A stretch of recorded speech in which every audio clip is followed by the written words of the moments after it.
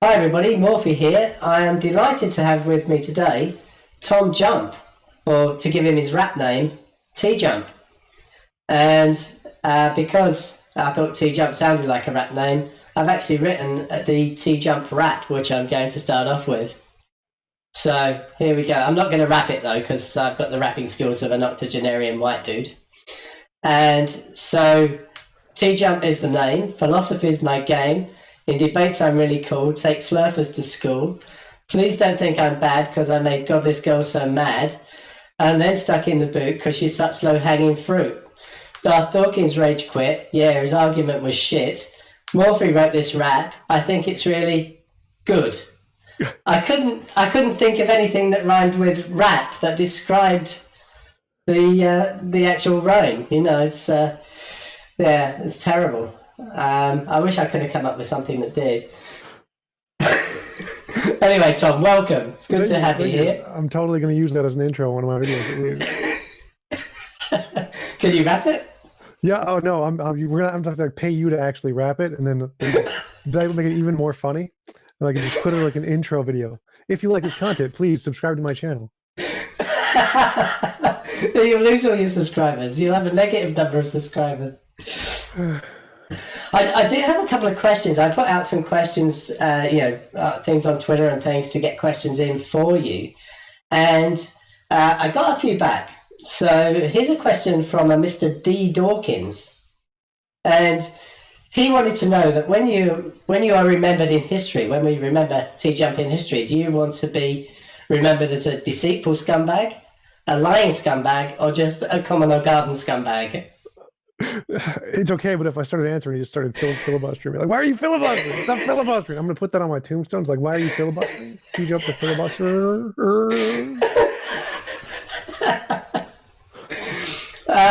This one's less of a question and more of a statement. It's from somebody who just signs themselves GG, and it just says, "You fucking moron!" Give me an argument. Show me the argument. That was fun. Yeah, we'll come back to that one. We'll circle back around. And there's a question here from somebody who signs themselves James K.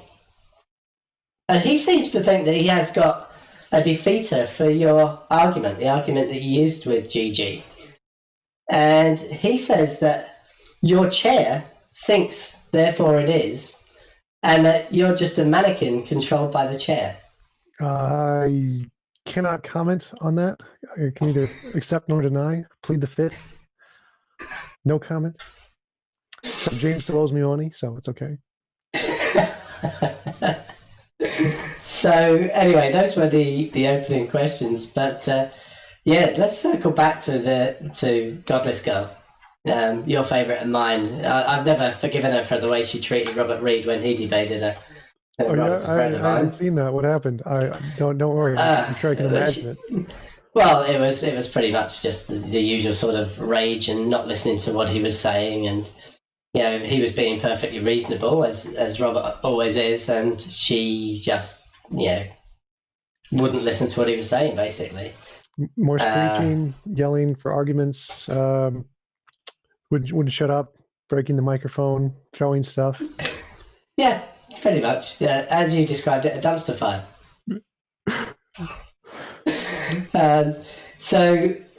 Coming to that, I was just mystified that she couldn't see that what you said was actually not only an argument, but an argument that totally squashed her position. Yeah.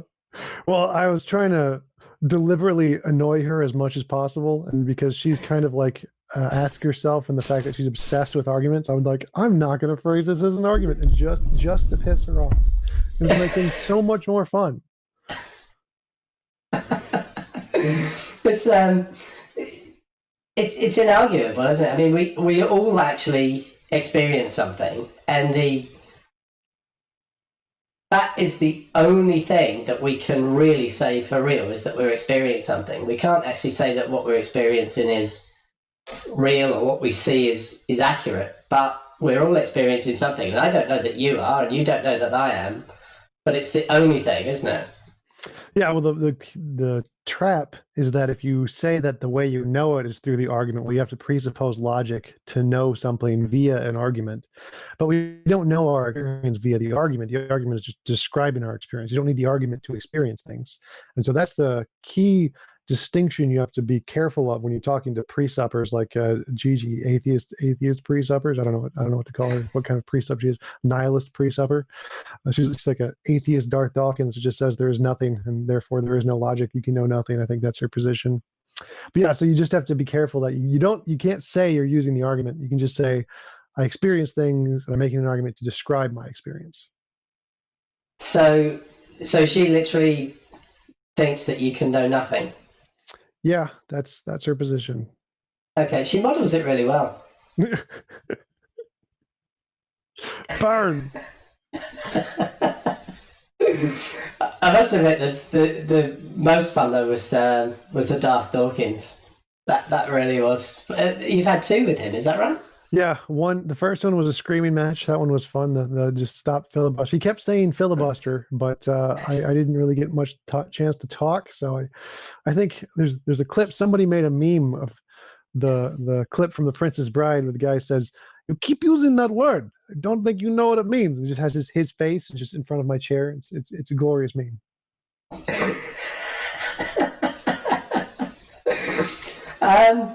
What exactly is his point? What is the point he's trying to make? I believe it is the competition for the most drivel possible in the least time. That is his main point.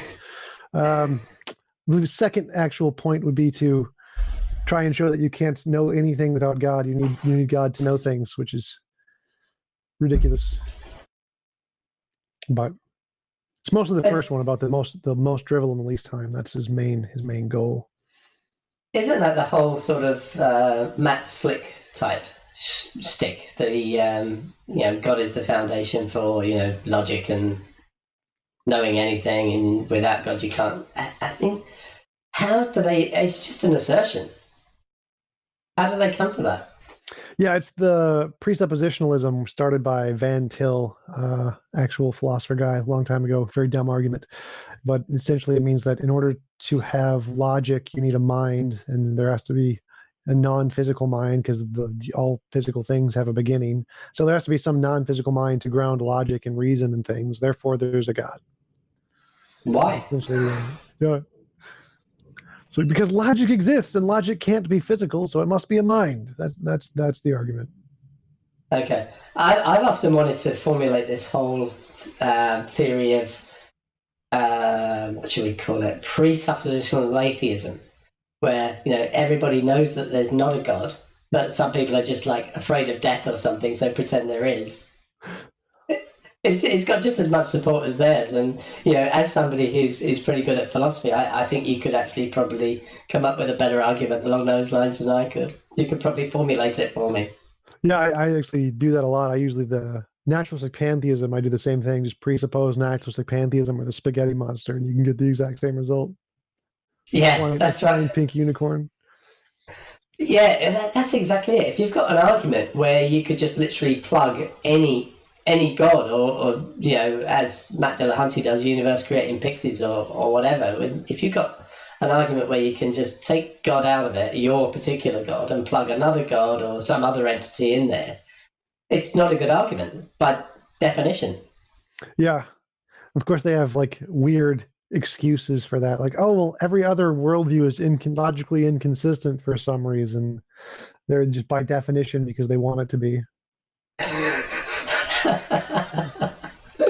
It's just, so yeah. So what's it like? Because I've never wanted to be a debater. I always feel that whenever I've been in debates, I come away thinking, oh, I should have said that, or I should have said this, and that type of stuff. And so what's it like actually going on and doing all these debates on modern day debate? Well, modern debate ones are usually less formal. They're a lot easier to do. They're not like against academics or people who are like really professional in the field. Those kinds of conversations that I have on my channel are much more difficult. I usually like ask them to send me a copy of their book and actually have to read their book and talk about those topics, which is a lot more intellectual effort.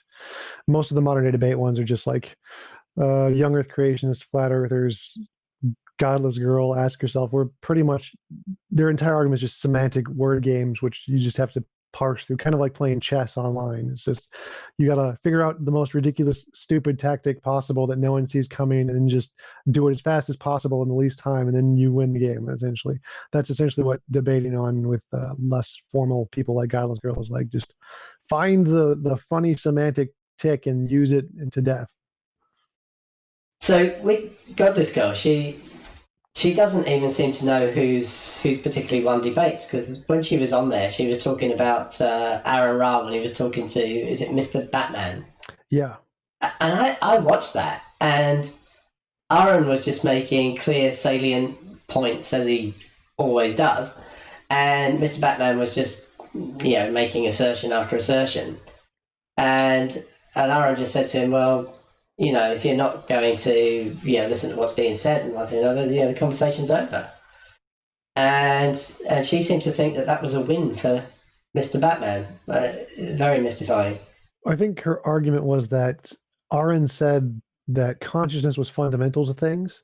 And for someone like Batman, that's a concession because they think consciousness is the fundamental thing in the universe. They think that like idealism is true, or it's not physical matter, it's consciousness that is the most fundamental property of reality. And so when Aaron said consciousness was fundamental or is basal to reality or whatever, that seemed like a loss from his position, when what Aaron really meant was that just consciousness is just information processing which occurs in physical things, and there's can be information processing in rocks or simple living organisms, and that's essentially just what consciousness is. So it's a misunderstanding of what Aaron was saying to try and weed it into the idealist position, and that's why she thought it was a loss for Aaron, because that combination of words of saying consciousness is fundamental sounds like a big concession to the idealist when it really isn't. Okay. I haven't actually watched the Ask Yourself debate. I sat down to do it the other day because I knew you were coming on, and I thought I've got to make sure I watch plenty of Tom before I get him on the show. And after about 15 minutes of the Ask Yourself debate, I actually wanted to kill myself. It was painful. I've blotted the experience out. I can't even remember exactly what it was about. I mean, what was your experience of that one? In fact, I thought, just in case this gets good, I'll read the comments underneath, and most of the comments underneath said, this was insufferable, I'm not getting this time of my life back. Yeah, actually the first half an hour was completely pointless. We got no progress done, and then we started the Q&A, and then we actually got back into it at like the 31-minute mark, and then we actually made some progress. So his actual argument, what he was trying to say with his introduction, was that word usage doesn't prove things. And I agree, word usage doesn't prove things. That was just the most significant point anyone has ever discovered in the history of mankind, was the entire point of the debate, that word usage doesn't prove things. And apparently that was his question. I didn't really understand that was what he was trying to get at, because it's so trivially stupid. But and he just, the way he's so pedantic on everything, that you can't, it's so hard to get him to just accept a basic argument. Like, I had to use this example about horses. Like, a horse is a thing with hooves. Bob doesn't have hooves. Bob isn't a horse. And I had to compare that like step by step to my argument to get him to understand that it's a valid argument. And I was like, oh my God. And the worst thing was, like, I said horses have hooves, and he's like, well, that's just P. That's not a premise. And so I was like, wait, do you need an all in there? All horses have hooves? And then he got it. So apparently, without the all, he's so fixated on logical structure that you need the all in there, or else he doesn't see the argument.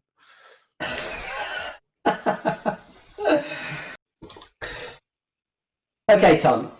I've watched quite a bit of stuff on your channel, and just this morning I was watching a conversation you had with David Wilkinson, who's obviously a very smart guy. He's a professor at Durham University, is that correct? I think so.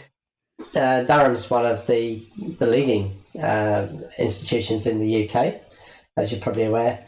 And he's been a physicist, and now he's in the theology department.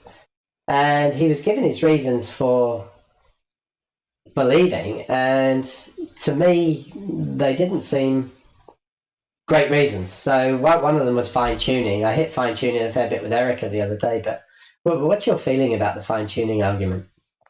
Yeah, it's an interesting argument saying that if we look at all the different constants of the universe, if we change them all in a slightly different way, it'll produce a non-life permitting universe. So if we just think of it like a dice, there's a dice with a million sides that are all black and one side that is red. And if we see it on a table and it's on the red side, well, what should we conclude? Should we say that it's just randomly rolled on the red side for no reason, or that someone deliberately placed it on the red side? And again, that's a very intuitive argument that seems to make sense to most people, but it's just a gambler's fallacy, because the probability of landing on the red side or any of the individual black sides is the exact same. It's like saying rolling a single dice, and its chances of landing a 6 on a 1 are the exact same. So seeing it on a 6 shouldn't be a surprise. The same thing applies no matter how big or small you make the dice. So the fact that the constants could change in a different way means that it may be not producing a life-permitting universe as we see it, but it can still produce a different kind of life or different kinds of particles that we don't know about yet. It would just not be able to produce the same kind that we experience. So there isn't really an argument there other than the fact of we don't know what would happen if we change things. And so it's not really a good argument to say that there's a designer to the universe. It's just an argument to say there's probably something that has a determining factor causing interconnection between these laws to produce a universe like ours. It could just be one law that interconnects all of them, kind of like we know the weak and electromagnetic force are the same force at higher temperatures. The same could be true of the strong force and gravity and all of the forces, is that there's just some unifying force behind all of them. And so it's not really improbable that the universe would have these constants. It might be determined that they have these constants, or it might even be the most probable thing to occur if there's the right kind of connecting forces between the other constants. So assuming that it's the least likely thing to occur and must have been deliberately done by mind is a faulty assumption, because we just don't know enough about the universe to come to that conclusion. I think I saw you making the dice analogy in another debate, that you were trying to say this, improbable doesn't mean God. And you were trying to do an analogy between rolling lots and lots of die, well, that's the same as rolling one die with a huge number of sides and this type of stuff. Which debate was that in? I can't remember. I think it's happened at least 6 or 7 of them so far. I don't remember which one exactly. I think the first one might have been Professor David Clark. I might have used that. I don't really remember. But yeah, rolling a 2 6-sided die and having them both get like snake eyes, 1 or 1, is the exact same probability as rolling a 36-sided die and it landing on any of the sides. So there's making multiple dice doesn't change anything. It's still the exact same mathematically. You get the same probabilities no matter how many dice you add. Just multiply the number of sides together and you'll get the same. One dice with that number of sides will have the same probability as any number of dice landing on any combination of numbers. I saw a Muslim apologist giving this argument about, if you got your Scrabble set and threw it up in the air and it landed and there were words in the letters as they fell down on the ground, wouldn't that be significant? And there was somebody just saying, well, however they land has got the same probability as any other. Yeah. It's like being dealt, if we're playing bridge and you get 13 cards each and I got a whole of one suit and I'm sitting there with a whole lot of diamonds, I'd go, oh, that's strange, but it's the same probability as any other hand that I would get dealt. We just happen to like the patterns in certain kinds of things, and that makes us a little biased, because the fact that we like them makes it seem more improbable that they're going to occur, because nature doesn't like us very much, and so the things we like are usually very rare. And what you said about we just don't know. At the end of the day, we've got a sample of one universe, and these are the constants we've got. So we've no way of knowing whether they have to be that way or not. Yep. So it just seems, and it brings me to the idea of, as soon as you were talking, I started thinking about Douglas Adams' puddle. Yeah, that's a good example. The one that the puddle thing says, "Oh, the world is so perfectly designed for me," and then it starts to evaporate. Which is exactly what's going to happen. We were talking the other day. I was talking the other day with Erica about this, and the Earth is probably not going to be inhabitable for life forms like us in 500 million years or so, and definitely not in another billion years because of the increase of the intensity of the sun. The sun's going to become more luminous. It's going to boil all our oceans away.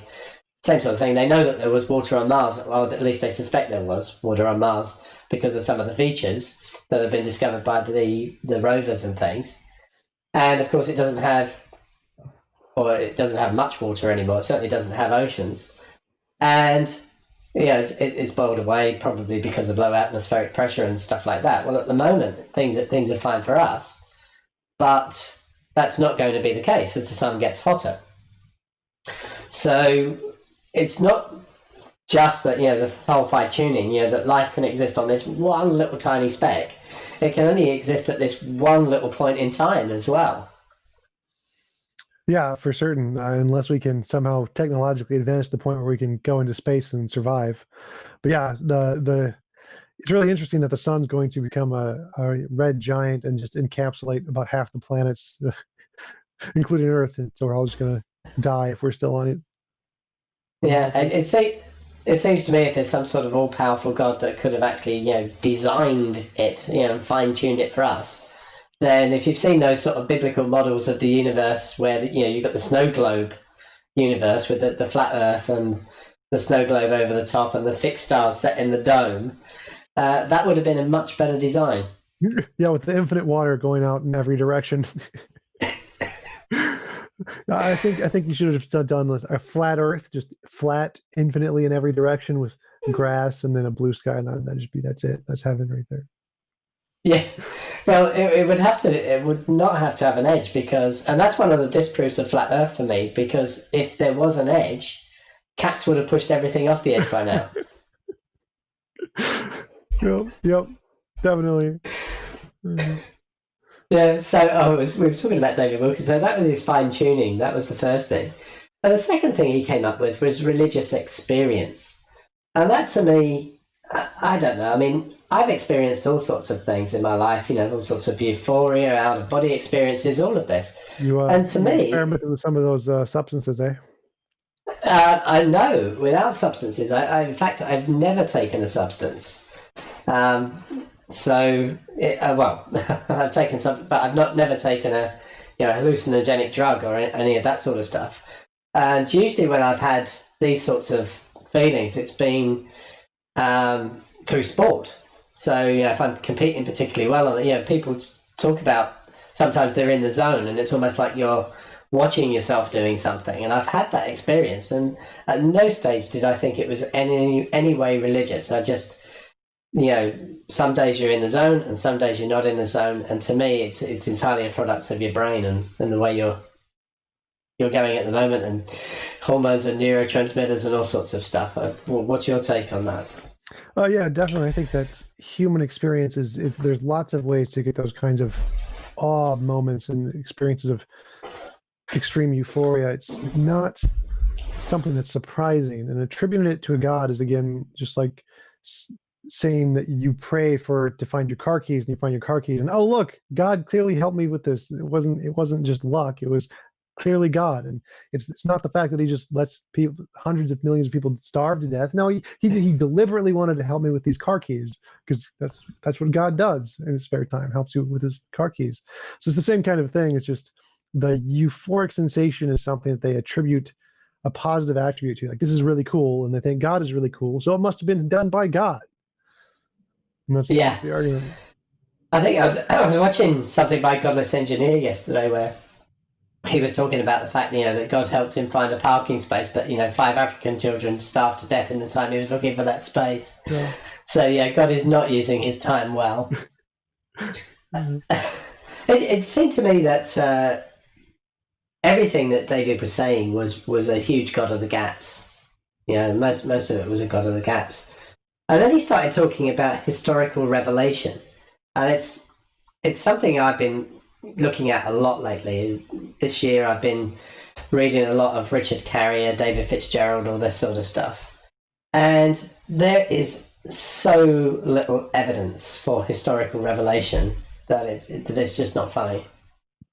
Yeah, definitely. Even the Christian scholars admit that, like Mike Licona, the one I quoted in that conversation, says that most historians and biblical scholars hold to it that the study of miracle claims lies outside of the bounds of a historian acting within their professional capacity, because those kinds of claims that don't already have an empirical basis are just not supportable by testimony. So if you read in a historical document that Romulus and Remus were raised by wolves and that was the foundation of Rome, it's not reasonable to believe just because it's in a history book, because someone said so. We have lots and lots of cases of that occurring today, like the thousands of eyewitnesses of Bigfoot and the Loch Ness Monster, tens of thousands of UFOs, hundreds of thousands of homeopathy, millions of people seeing magic and Hindu miracles and Santi Sai Baba, and tens of millions who see Penn and Teller do magic on TV every day. It's not really a reliable source of information to trust eyewitness testimony and how your brain interprets what you're seeing. For that, you need some additional metric to differentiate imagination from reality, and that's what the testable predictions from science do. If you can't show that it makes testable predictions, then it's probably just something in your imagination. Yeah, it's interesting. And I've been reading Richard Carrier's Proving History. I don't know if you've ever read that, but he advocates the use of Bayes' theorem in deciding, how probabilistic things are, or relatively probabilistic. And a lot of it comes down to having good estimates of what your prior probabilities are, and the sort of things that you were talking about. He considers those to have a very low probability because of the number. For example, let's just pick on something like miracles. So, if you compare the number of miracles that people claim are genuine and actually happened with all of the ones that we know were faked and have been investigated and found to be not miraculous and so on. If you make that comparison, that means that a miracle claim, you've got to consider that it's a very low probability. Now, just recently, I've seen a lot of calls to Talk Heathen and the atheist experience where people are saying, they believe in God and it's because of Bayes' theorem. And I just think that they're getting all of those, what Richard Carrier calls prior probabilities, they're getting them completely wrong. They're assigning a high probability to supernatural claims. Oh yeah, definitely. I'm not a big fan of Bayes' theorem because of things like the problem of the priors, the problem of prior evidence, there's a bunch of different problems of the priors. If you Google it on Stanford Encyclopedia, look it up on Stanford Encyclopedia, there's a bunch of different problems the Bayes' theorem has. To quote Bart Ehrman, he said that Bayes' theorem can be used to essentially do whatever you want as long as you manipulate it in the right way, which is why Richard Swinburne can use it to show that it's highly likely that Jesus rose from the dead, while Richard Carrier is using it to show it was highly likely that Jesus didn't exist. Bayes' theorem is an interesting mathematical tool, but it kind of has the same constraints as any other kind of historical evidence. If there isn't already an empirical basis for the thing, then assigning probabilities to it is essentially a guessing game. There's not really a good way to do that.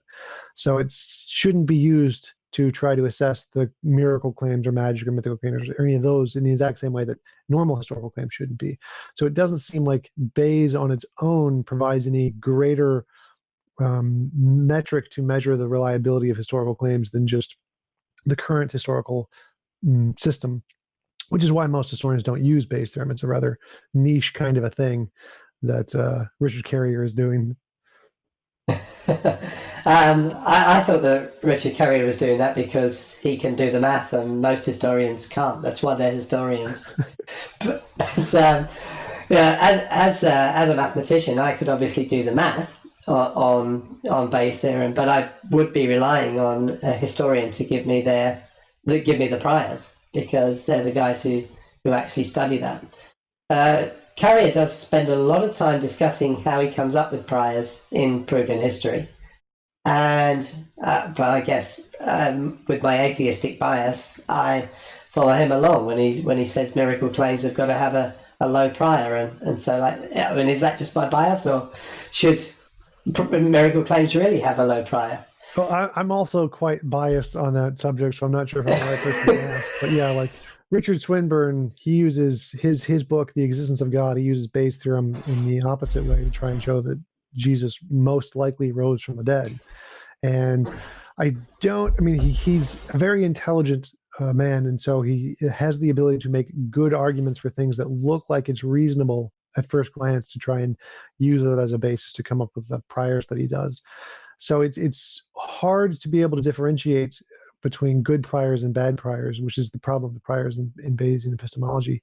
And so assessing who's right and wrong takes a great deal of effort intellectually to assess which priors are actually the right ones, because you can come up with good arguments for both sets of priors.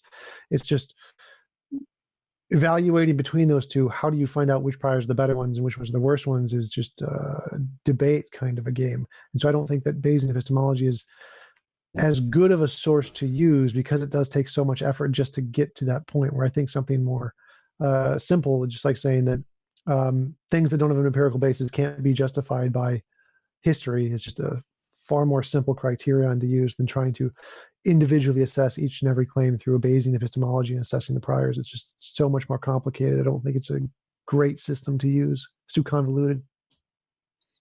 Okay, that's an interesting take on that. So it's nice to hear an alternate viewpoint, because I've been blasting myself with lots of Carrier, and he is a Bayesian evangelical. Presuppositionalist, the Darth Dawkins of everything. That's a good one.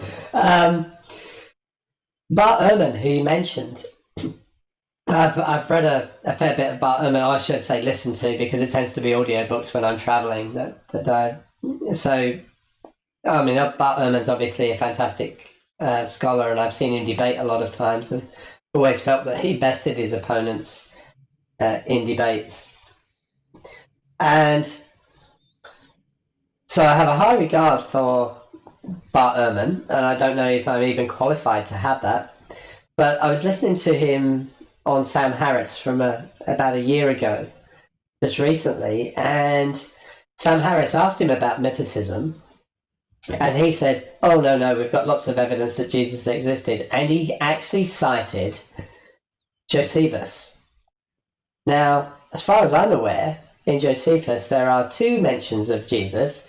One of them is widely regarded to be a forgery that was inserted later, probably in about the 3rd or 4th century, because nobody had referred to it before that. And the first person who did was Eusebius, who was actually well known for inserting bits into text. And the other one was towards the end, where they talk about somebody called Jesus, the son of Damnius, which appears to be a completely different Jesus. It was a fairly common name at the time, and it disappointed me greatly that Bart Ehrman would cite that as evidence. Well, my understanding is that those are kind of fringe interpretations that Carrier and Fitzgerald and the other mythicists use that isn't really the accepted consensus in many ways. Those kinds of testimony of Jesus are usually accepted to mean Jesus of Nazareth, the Christian Jesus, referring to the Christians who actually did believe in him, or stories from those Christians. I mean, history doesn't really have a large requirement for evidence. It's not like it's empirical science where you actually need to demonstrate something. If someone said there was a person, or that they saw a dog or whatever, you essentially just accept them at face value, as long as they're not in claiming lots of other ridiculous things all the time. So most of those claims are pretty much just accepted in history. They're not really as critically analyzed as Carrier and Fitzgerald usually go into it, because it's not as, you could do that with any claim and just essentially annihilate all of history, because you can take those documents and interpret them in different ways and find different ways to assess the way they're written and see, well, maybe this could be inserted by this other person or other historians, or influenced by other doctrines. And you could always find ways to exclude essentially any historical account you want, because it's the structure of historical evidence isn't as grounded as the structure of scientific evidence. And so it's essentially just accepted based on face value. If there's testimony of a guy who saw a dog or saw a person with some name, it's usually just accepted based off of that, as long as the text fits and the timeline fits. So I can see what you're saying, but I would think it would be very difficult to, for example, deny that Julius Caesar crossed the Rubicon, because they've got, physical evidence, coins that were minted, you've got testimony from people who are on his side and against, and things like this. You've got much, much more evidence than you've got for the existence of Jesus. Oh yeah, absolutely. But though that's a minority case in history. Like the vast majority of our historical records don't have a large empirical basis, like emperors and pyramids and uh, archaeological finds that we can to verify the claims. The vast majority of history is pretty much just based off of written documents. And so the way to assess a methodology of trying to say, well, did Jesus exist or not?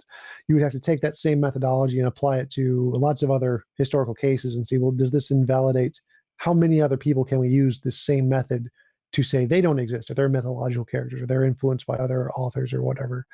And you find that if you start applying these skeptical metrics that Fitzgerald and Carrier use, those same metrics can be used across the board in lots of different cases through the vast majority of history who is justified by the same not great evidence, because most historians back then weren't very good historians. They're not very good at articulating data accurately. They make lots of mistakes. Most of them include supernatural claims of some kind. There's lots of editing going on and manipulation of the text and all writing on repeated documents multiple times, or get palimpsest. I think that's what it's called, palimpsest. When you take a document, you erase it and just write over it a different document.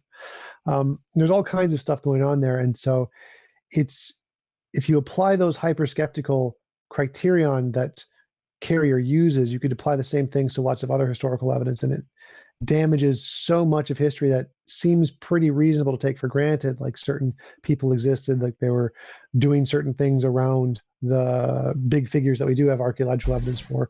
And because it can be used to invalidate those people who we seem reasonable to believe they actually did exist, it doesn't seem reasonable that we can apply those criteria to Jesus, since it's overzealous in the way it could be applied.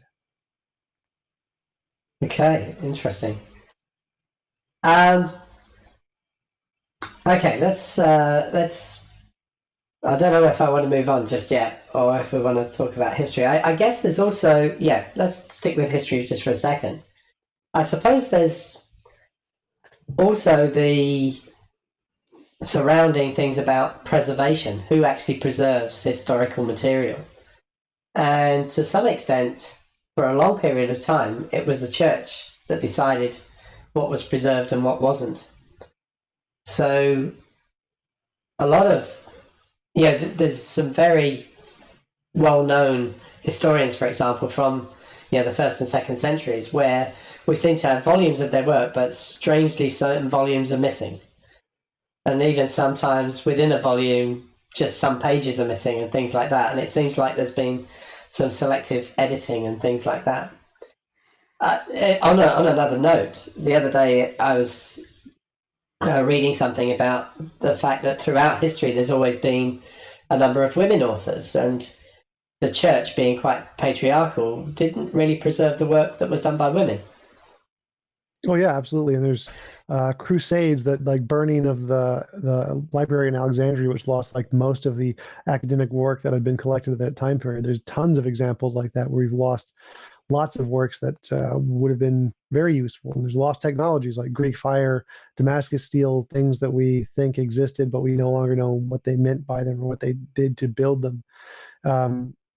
So there's lots of cases of that occurring, but that doesn't seem like just because of that, since most documents do come from those kinds of biased sources. If we were going to use that criterion as a way to challenge the validity of the sources, I mean, we could use it to challenge all of the sources, because they did have control over the vast majority of history at the time. And so you could, again, just use that same criteria to challenge the vast majority of our historical data, making the field of history not very stable as a source of information at all. And we think that the vast majority of it probably is pretty stable, because there's a lot of things that we don't think the church have any reason to counter or change at all. Just random people, random accounts of nobody's numbers and things. So it seems, since that same criterion can be used to apply to essentially anything, applying it to the things we think they might have reason to insert or take out is sketchy, because we can't really be certain that they did in those cases any more than the other cases, the trivial cases where they wouldn't have had any reason to change anything. Yeah, that sounds fair enough, actually. Let's move to another conversation of yours that I actually watched the other day. Michael Dowd, religious naturalism. So this guy is an atheist, but he goes around talking at churches and stuff about Yeah, he's a reverend. religious He's an naturalism. actual reverend of the religious naturalist movement. He's I forget what it's called when you get reverendized, but yeah, he's an actual reverend of the atheist doctrine. So his message is, to some extent, seems to me like a sound one, that we need to actually, look after the environment in which we live. But there seemed to be a little bit of a crackpot fringe as well to it. I mean, what was your take? Yeah, I mean, I definitely think a lot of his positions on scientific issues like nuclear energy, saying that it's not profitable or not sustainable, I definitely disagree with that pretty fervently, seeing as how it's probably one of the most profitable, sustainable sources of energy ever, the least costing and the most productive, with possibly the exception of like fusion or fission. I think it's fusion. Fusion is the new one. So it seemed like his economic background and background in physics wasn't as well rounded, and so it seemed like some of his claims came off as not as justified in those areas. Even though I do agree with the idea that we should try to live more in harmony with nature and take care of nature and not destroy ourselves like what we see as Venus with a runaway greenhouse gas effect. Yeah, because of course that could happen, and yeah, fusion, as you say, is got to be the big thing, and I think a lot more money should be spent on fusion research than it is. I think I read something recently that they're getting about 4 times as much power out of fusion as they put in nowadays, but to make it commercially viable needs to be about 30 to 1 or something like that. Yeah, they're actually currently building two fusion reactors in the UK-ish or in Europe right now. They started them a while ago. I don't know how far they've gotten because the original one was the tokamak in, I think it was Stanford or Princeton, and that one didn't produce enough energy to be commercially viable. But these new ones are supposed to be able to do that. They're supposed to be fully functioning fusion reactors. Yeah, fusion will solve a lot of our problems because, and this is where Michael Dowd was right, oil is going to run out at some stage. And the population that we have is sustainable because we have oil at the moment. But if we have power from fusion, or maybe we will have to go back to fission as well, if we don't crack fusion. But energy is what we actually need to sustain, nearly 8 billion people on the earth. Yeah, for certain. There's lots of really interesting progress being made in that field. One would be artificial leaves, artificial plants, because the ability to do photosynthesis artificially and gain energy from the sun that way would be just the greatest invention of mankind ever, essentially. Solve all energy problems, since like the amount of energy that the sun emits on the earth is enough to power everything on the earth for like 100 years or something. Every day of energy that the sun gives us is enough to power humanity for 100 years. I did some calculations on that in one of my early videos, and I can't remember the exact figures, but it literally is. I worked out how much energy we needed for a year, and how long it took the sun to produce it, and it literally is only, like you say, a couple of days to produce a year's worth of energy. I'd have to go back and actually look at the video. I did all the calculations, and yeah, the amount, and that's just the amount that hits us, and the amount that goes out. So if we did the whole Star Trek thing of building a Dyson sphere around the sun, that would be magnificent. We'd have just unlimited energy, really.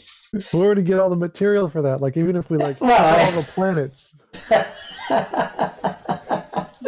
don't know. They didn't explain that in Star Trek. That's the problem with the Dyson sphere. In order to build a Dyson sphere, you have to hijack other galaxies' stars in order to build enough, to take enough material to build the Dyson sphere around our star. Yeah, trust you to come up with the practical problems for it. So Michael Dowd, so one of the points you got into in this discussion was the future of the world's population. I think he was looking at if we don't crack fusion and things like that, we run out of oil, and what's going to happen. And he said in the next 50 years we're going to lose 6 billion people. I think that's a little off. I don't think so.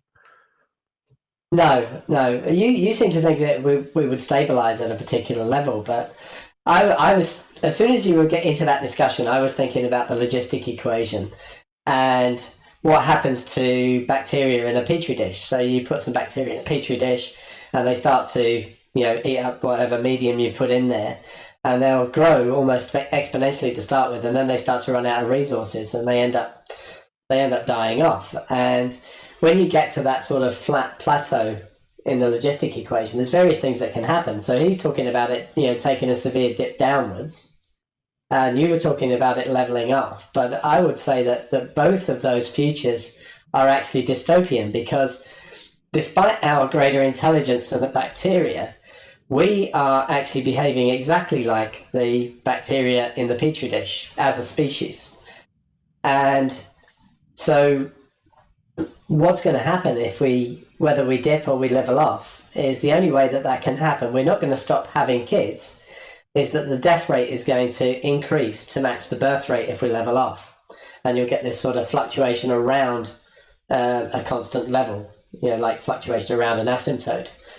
And that seems to me, death rate is going to obviously increase. It's not going to be such a nice world to live in. Partially I agree with that, but partially I disagree, because I think the birth rates, as education and technology grows, the birth rates decrease significantly. So if you look at the more advanced societies, Japan, China, America, Sweden, Norway, Denmark, the birth rates drop a lot, like to almost less than one per family. And that causes a lot of problems, since if you're producing less children than two parents, you're going to have a decrease in the population for certain. And so I think that the leveling off, as long as we can technologically grow as a race, will probably happen mostly due because we're just going to have less kids. We won't actually have to worry about as much death. The worry is that the less educated areas will have more kids, continue to have lots and lots of kids like they do now. And that will put a strain on the death rate, because a lot of them are going to end up dying because they don't have enough food. And so that would be the humanitarian issue to be concerned about, is just having too many kids. Yeah, I guess that's the case. So, yeah, I mean, if you're going to level off, there's one or two things. There's the death rate increases, or we've got to reduce the birth rate. And I guess, as you say, education. I mean, really, we shouldn't have parts of the world where you've got such poor conditions anyway. We should definitely be spreading the love. I think the people like yourself and myself who live in developed nations would like to see everybody having a good standard of living all around the world, wouldn't we? Most people. I think there are a few exceptions. I would like Donald Trump to not have a I'd like to see him in sweatshop in China for several years. I would enjoy that. Yeah, we might get cheap sneakers if Donald's out there, so that slave labor. We're all into proposing, good solutions to world problems on the Morph Show, and that's definitely a good one. We could take Donald and his whole administration. Mickey could go with him. Definitely. Yeah. I don't know if they're going to do some the highest quality shoes, but they'll at least be entertaining. Yes. Yeah, it'd be like the Truman Show. We could just have cameras everywhere so we could watch them, sort of fumbling around and stuff like that. Maybe there's one or two people who have actually declared candidacy recently who possibly should be sewing shoes instead of being the president. The birthday party from Kanye West. Oh, God. That's what you want, is somebody actually said it on Twitter the other day that, we've just had an absolute moron as president. We don't need somebody who's maybe just slightly less moronic. I don't even know. Like, Donald Trump is dumb. Like, don't get me wrong, but I don't know if Kanye could even match Donald Trump in intellectual capabilities. So I don't know. But Donald Trump is a bad person, so that makes it worse. It's like that one TV show, I forget what it's called, but there's like the president muchacho or something, where there's a guy who was cryo-frozen and he woke up like 200 years in the future and everyone was really... Idiocracy. Yeah, it's a film. That's it. That's the one. We're going to get our president muchacho. It's going to happen. Put the Gatorade in the water system. Yes. And they're not being able to grow any plants because they're watering it with Gatorade, basically. It's a brilliant film. And I often think it's a documentary sent back from the future. Yep, exactly. I love it. Before they put him in, they chose him because he was average, and they've got all these normal distribution curves, and he's exactly on the top of every single normal distribution curve. But because people are just getting stupider and stupider and stupider, he's the smartest man alive. When they unfreeze him, it's absolutely brilliant. Yeah, I love that. It's odd that happens so much. Like Simpsons predicted that Donald Trump would be president by having a president. Oh God. So The Simpsons has made more true prophecies than the Bible, from what I understand. So true. The Simpsons are actually really precise too. They get them exactly right, whereas the Bible is kind of vague. Like, so if anything, there's a holy book. It's probably like Bart Simpson or something is God. That's gonna. I got into it on Twitter a couple of years back with somebody who claimed biblical prophecy is one of the strongest reasons to believe in God, and I said, well, just give me your best one. I forget exactly what it was, but it was the one about the Babylonians conquering part of the Middle East, and they were going to occupy it for 70 years, and afterwards it would be a desolate wasteland and all this sort of stuff.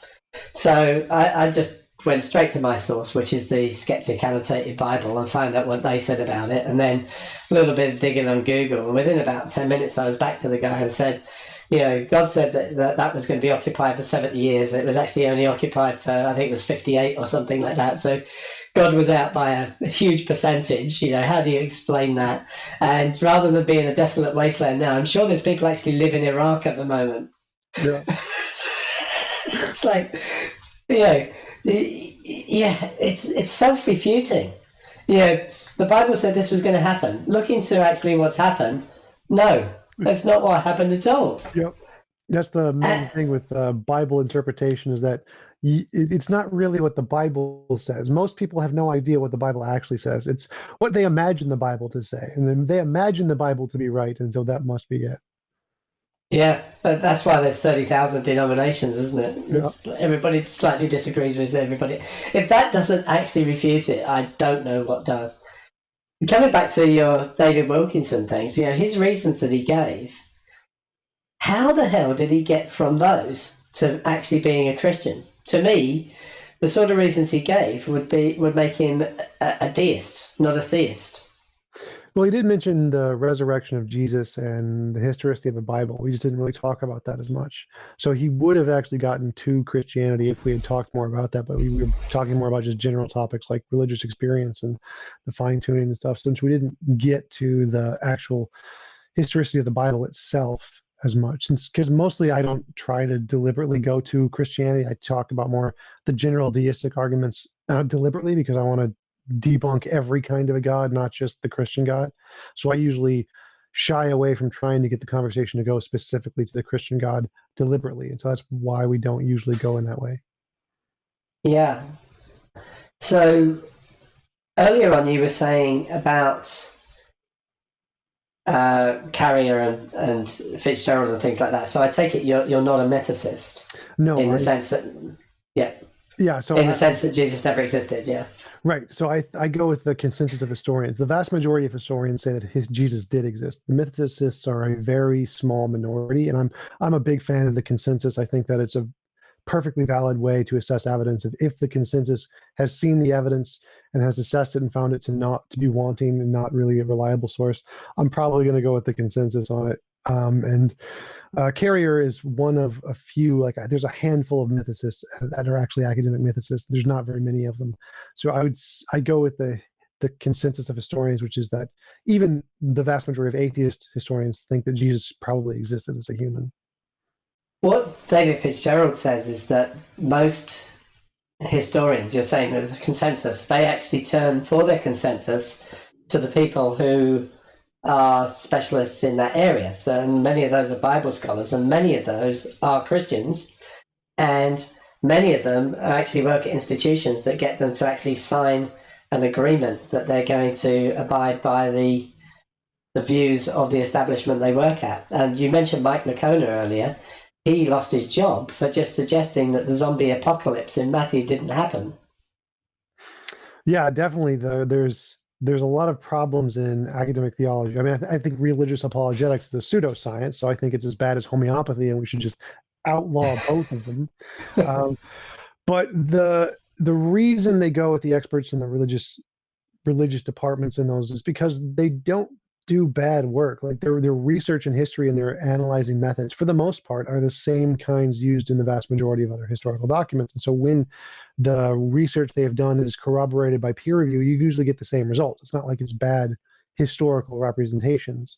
There are definitely some dubious cases, like the criterion of embarrassment and the those other kinds of niche apologetics criterions that don't really exist anywhere else in history, except with a few minute cases. Those kinds of things are ridiculous, and most historians don't accept them. But most of it is pretty cut and dry. The researching the New Testament is essentially the same as researching any other old document, and it's held to essentially the same standard, which is why we don't accept miracles in the New Testament, just like we don't accept miracles in any other historical document. But most of the mundane claims in the New Testament we accept, just like we accept most of the mundane claims in every other historical document. So I don't think it's that no atheist historians have actually looked into the case for Jesus existing. I think most of them have, and they've just found that it's the exact same as pretty much the case for any other character in history existing that's just a human. It's not that the biased theologians are trying to sneak in some underhanded tactic. It's just the criterion for history is such that it would allow us to be justified in believing Jesus existed for the same reason we'd be justified in believing most historical characters existed. I think Aaron Ra always says that he's a mythicist in the sense that if you had a time machine and you went back, you'd never be able to find the actual dude because of the myth that's grown up around him. How do you feel about that form of mythicism? Yeah, it's definitely an interesting position because I definitely don't think that the Bible is 100% accurate in its depiction of Jesus. And so I think you could definitely find a guy named Jesus who was born in either Nazareth or Bethlehem, one of those two, and probably claimed to do miracles and was probably crucified. But it might be a conglomeration of a bunch of different people, the stories, and then it was just tied into one person in the end. But I think there was at least one guy who was probably named Jesus who was probably crucified by the Romans. I think that part you could probably find. But I don't think he was buried in a tomb. I don't think there was any tomb. I don't think there was any big stone. But you could probably find a guy named crucified who was named Jesus. That part I think is probably real. Yeah. So when we were talking before we were recording, you said that you'd had as a guest Peter Hitchens. I was interested in that. So what did you guys talk about, and did you actually talk about the fact that he's a believer and his brother wasn't, and stuff like that? Well, yeah, that was actually the main point. Is it's my normal topic is there any reason to believe in a God? So that was my opening question to Peter, just like it is to every theologian. His answer was not what I was expecting. I was kind of expecting like a Hitchens kind of response or retort with evidence or arguments or something, but he took the approach that essentially it's just, it makes him feel good. That was essentially what he said. It makes him feel good to believe in a God. It doesn't really matter if there's evidence or not, and that's his justification, which I think is a terrible justification for anything, or believing anything is true. I think it's a good justification for doing things that makes you feel good, but not to believe it's actually true. And so it was an interesting conversation in that sense, other than the massive sound technical difficulties. But there wasn't really any argumentation or philosophical position behind it. It was more just a feelings kind of a position, which is an honest way to approach theology. I think that's the only reason that most theologians actually do believe is just because of their feelings. I don't think any of the philosophical arguments convince essentially anyone, but it's not really, I don't think it's a strong philosophical position. Yeah, I know a few people. I've got friends who claim to be believers, but they don't ever, or some of them don't ever claim any actual truth. And I would define truth as being concordant with reality.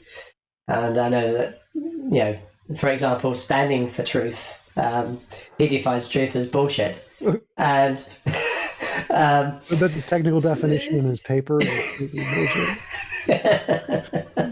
So, yeah, they don't claim necessarily that what their religion teaches is true. They just say that they feel it makes their life better, and that seems like a terrible reason to believe, especially when that belief comes along with so much baggage. For example, we know people like that. So I'm not saying that this is the case with Peter Hitchens, although I know he's very conservative in his political views, but people who just want it to be nice and fuzzy and comfortable and like that feeling that there is somebody out there who's got their back are a blanket between people like yourself and myself, and those sort of hardliners who are homophobic and white supremacists or whatever, all these different things that you're experiencing at the moment in the US. And these warm and fuzzy people are creating a sort of blanket there that protects the, shall we say, hardline conservative views of a lot of Christians. Maybe. I'm not exactly sure how I would phrase it that way, because I think that it's fine to believe whatever you want to believe. Like, I can believe I am the smartest person to have ever lived on Earth. I think that's perfectly reasonable. There may not be any evidence. It's the chair, Tom. It's the chair. It's the chair. It's the chair, exactly. If it makes you feel good, I think it's okay to believe whatever you want to believe as long as you don't hurt other people. And so I don't see that as a problem if you just believe because you want to believe. I see it as a problem if you believe because you think that some terribly stupid arguments are actually good arguments. I think that's a real problem. I think the biggest problem in most of society is the bad justifications, is finding fallacious arguments to justify your position and then feel more secure in what you're believing because you think you have good arguments when they're terrible arguments. So my position has always been trying to debunk the bad arguments, regardless of what people believe. I don't really care what people believe one way or the other, as long as they don't hurt anybody else. And so if you wanted to believe just because it makes you feel good, I think that's a perfectly legitimate reason. I wouldn't say it's a bad reason. I would just say it's a bad reason if you believe that there's actual support to it and you're trying to defend those really bad arguments. What about if you believe in because of the warm and fuzzies, but it causes you to vote for Trump because that's where all the other Christians are voting? Politics is a mess. I think all politics is terrible, and we should just cancel politics. It's cancel culture, cancel politics. I think that the social connections, like having people who have similar values to you, is a really important thing in life. And so having your values, believing in being a Christian and believing in those social Christian values because you have a community that can add value to your life is a good thing, not a bad thing.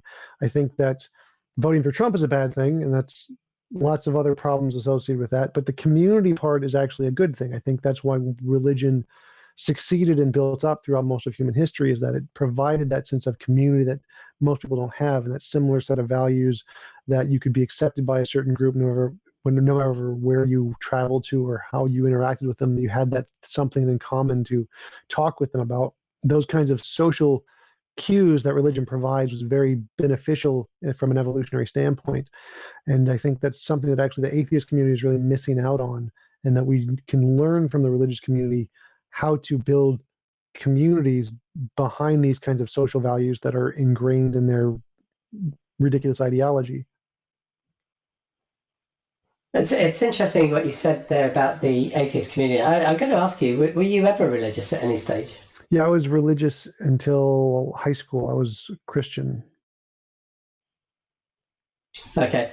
I'm a lifelong atheist, and I always feel that there's this sort of, a couple of people have actually asked me about coming onto their channels, and then when I say I'm a lifelong atheist, I get dropped like a hot potato. It's like, they're biased against people who didn't used to be religious. Yeah. You're too smart for us, damn it. We need someone who can relate to all the other Americans here. They're all believers. So yeah, it's interesting that I'm starting to get that feeling, and just because I never bought it, and of course I wasn't indoctrinated in any way. My parents weren't particularly religious. As I've said on a few occasions, my mum was a sort of believer, and she came a bit more fervent when her own mother, my grandmother, died on Good Friday, believe it or not. So all of a sudden, Easter became an observed holiday, holy day. because of that action. But yeah, I've never believed, and there seems to be. I seem to be in a minority of people who are out there who just never believed. Did you believe in Santa Claus? Probably at some stage. When I was really young, I'm sure I did. Don't lie. You still believe, don't you? Santa is real. Santa was real at one stage, I'm sure. Yeah. I think I rumbled that whenever presents used to turn up were the things that I actually asked for, and I just thought, yeah, that's a bit strange. But yeah, I suppose you have to get to about I don't know 6 or 7 years old before you start thinking that. So that was a complete aside, and it's totally thrown me off. Yeah, Peter Hitchens. So at some stage in the future, he dies, he goes to heaven, he meets up with Christopher. How's our Hitch going to argue that God doesn't exist while he's there in heaven? Yeah, it's going to be an interesting debate, but I think Hitch is probably going to take the position that no, it's just an illusion. There is no heaven. There is no God. That is definitely not God over there. He's just an old guy with a beard and a cane for no reason. So it clearly doesn't exist, and Hitch is going to win. Hitch is going to show that there is no heaven and there is no God, even though they're in heaven with God. So, all right, Tom, we've been talking for quite a while, and we've hit a lot of different areas, and it's been an absolute pleasure talking to you. I've watched an awful lot of you debating, as you know. I've watched quite a bit of your channel, and it's good to get a different take on things. You've clearly thought about a lot of things very deeply, and you've given me a few things to talk about today. So that's been absolutely excellent, and just thank you very much for your time, and thanks for coming on. Yeah, thanks for having me. I really appreciate the opportunity. I really enjoyed our conversation, and stop filibustering me. I wouldn't. Yes, yeah, and you're a lying scumbag. You're a lying scumbag. Present an argument. Yes. Yeah, it's going to be so much fun. Hopefully within a short time. I don't know what happens. Does James invite you to go on? Yeah. Is that what happens? Yeah, he invites me every once in a while to come on the debates. Yeah, well, hopefully in the near future he'll invite you on with Mr. Batman or somebody else who you can wind up immensely by just stating a clear point of logic and then just sitting back in your armchair and letting them implode. It's implode and explode. So it's great fun watching that. and how Godless Girl can actually think that you lost any of those debates, I just don't know, because you just make a point and then you just sit back. Oh, don't worry. Godless Girl can't know anything, so she doesn't know that. Yeah, that's so true. Anyway, it's been great fun, and thanks very much.